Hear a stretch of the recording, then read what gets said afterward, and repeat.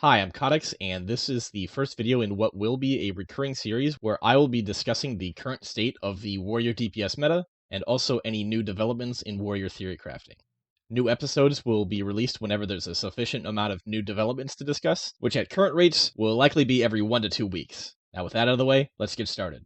In this episode, I'll be discussing the 3% Warrior buff, new Theorycrafting suggesting that Signet of Tormented Kings is beating out Deathmaker for single target, and finally I'll be discussing the impact that reaching the last soulbind tier has on various warrior builds. With the latest realm restarts, both Fury and Arms have received a 3% buff to all of our damaging abilities. Now, assuming that I don't have Dementia and can count properly, this is the third Fury buff and the second Arms buff this expansion. The two obvious questions here are, where does this put warriors now relative to the other classes, and will another buff be needed? This is a screenshot of the Warcraft Logs 2-week aggregate data showing spec performance in Mythic.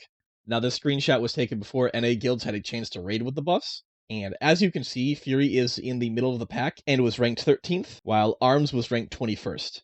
Now here's a screenshot of the one-day standings taken the next morning after North American guilds would have concluded their raids. As you can see, Fury was ranked 5th and Arms was ranked 18th. That's a pretty noticeable change for Fury.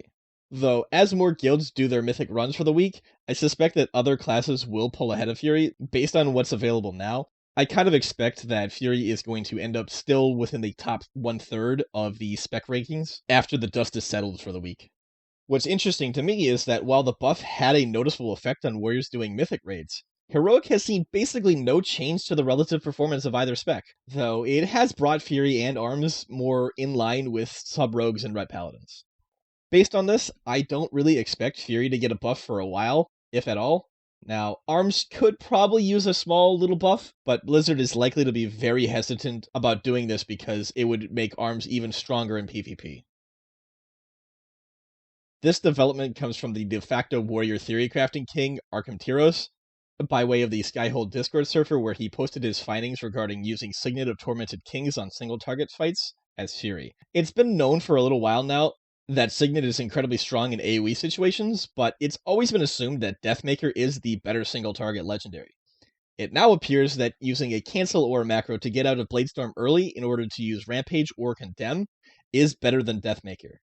Feel free to pause this video if you want to read his post directly, but the gist is that Bladestorm should be used when enraged and should be cancelled at 90 raged in order to Rampage, or when Condemn or Execute is off cooldown. But you shouldn't cancel Bladestorm in order to use a stun death proc. From a big picture perspective, what I really like about this discovery is that it allows for more nuanced decision making when you're playing, and ultimately this playstyle is going to raise the skill cap, especially compared to the relatively simple Deathmaker and Dragon's Roar and Anger Management build. What I don't really like about this is that canceling Bladestorm has always felt a bit clunky to me, but that's a pretty minor grievance and I'll get over it. Also, this discovery adds to the growing list of things that I was wrong about in the video where I made predictions about the future of Warrior DPS.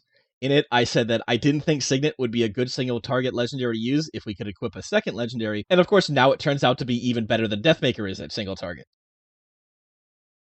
The Renown cap this week is level 30, meaning that all of the first soulbinds for each covenant can unlock all of their soulbind abilities. For both Night Fae and Venthyr players, this means that we're going to have to choose between a second potency conduit or getting a better soulbind ability, namely Dauntless Duelist for Venthyr and Naya's Tools, Burrs, for Night Fae.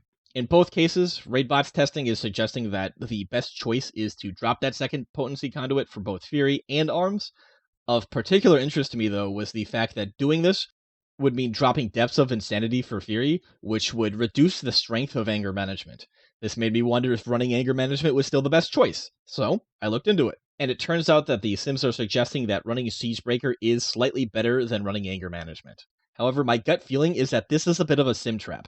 As I said in my video where I discussed which spec was best for each fight in Castle Nathria and why, many fights have a burn window that occurs every minute, and in my experience, running Anger Management gives your Recklessness an effective cooldown of roughly every 60 seconds, allowing it to be used for every one of these damage windows rather than every other. So while on a perfect single target fight, Siegebreaker might be winning out, in the reality of Castle Nathria, I think that running Anger Management will fit the damage profile of the raid better. Personally, I currently plan on sticking to Anger Management for Mythic raiding, though I'll likely be playing around with running Siegebreaker in Heroic and elsewhere, just to see how it compares. As always, tell me why my opinions are dumb. Also, if you've got any topics you think that I should be researching for the next episode, or if you've done some warrior theory crafting yourself and would like me to highlight your findings, let me know in the comments. Lastly, I just want to say thank you for watching this video, and subscribe for more.